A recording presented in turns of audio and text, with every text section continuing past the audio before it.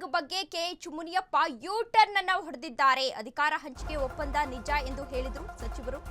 K H Muniyappa ಅವರು ಅಧಿಕಾರ ಹಂಚಿಕೆ ಒಪ್ಪಂದ ನಿಜ ಎಂದು ಹೇಳಿದ್ರು. ಅದರ ಬೆನ್ನಲ್ಲೇ ಇದೀಗ ಪವರ್ ಶೇರಿಂಗ್ ಬಗ್ಗೆ ಕೆಎಚ್ ಮುನಿಯಪ್ಪ ಯೂ-ಟರ್ನ್ ಅನ್ನು ಹೊಡೆದಿದ್ದಾರೆ. ಒಪ್ಪಂದ ಸುಳ್ಳು ಸುದ್ದಿ ಎಂದು ಯೂ-ಟರ್ನ್ ಅನ್ನು ಹೊಡೆದಿದ್ದಾರೆ ಕೆಎಚ್ ಮುನಿಯಪ್ಪ ಅವರು.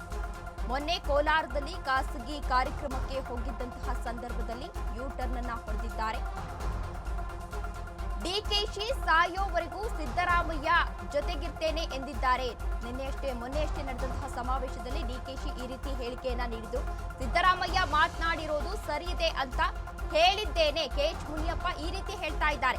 ಅಧಿಕಾರ ಹಂಚಿಕೆ ವಿಚಾರವಾಗಿ ನಾನು ಮಾತನಾಡಿಯೇ ಇಲ್ಲ ಎಂದು ಯೂ-ಟರ್ನ್ ಅನ್ನ ಹೊಡೆದಿದ್ದಾರೆ. ನಾನು ಮಾತನಾಡಿರೋದು ಹಾಸನ ಸಮಾವೇಶದ ಬಗ್ಗೆ ಮಾತ್ರ ಎಂದು ಕೆಎಚ್ ಮುನಿಯಪ್ಪ ಇದೀಗ ಯೂ-ಟರ್ನ್ ಅನ್ನ ಹೊಡಿತಾ ಇದ್ದಾರೆ.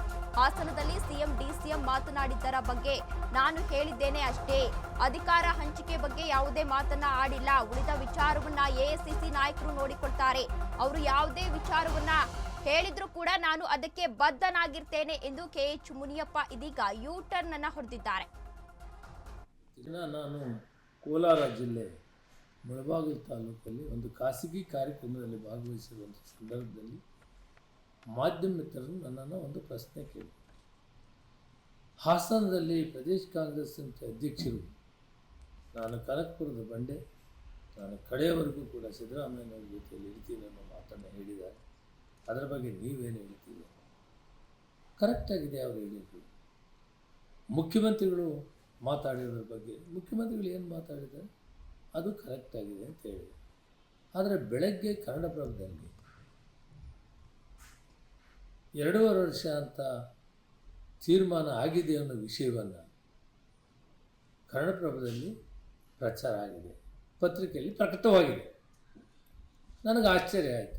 ನಾನು ಈ ಸಬ್ಜೆಕ್ಟ್ನಲ್ಲಿ ಇದನ್ನು ಮಾತಾಡಿಲ್ಲ.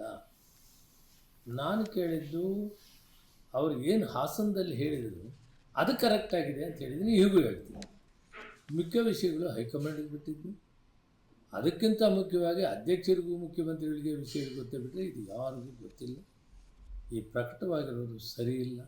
ಇದನ್ನು ಯಾರೂ ಕೂಡ ಗಮನಕ್ಕೆ ತೆಗೆದುಕೊಳ್ಬೇಡಿ. ಸುಭದ್ರವಾಗಿ ಸರ್ಕಾರ. Ashwavega English News. Coming soon. Your channel, your voice, your trust.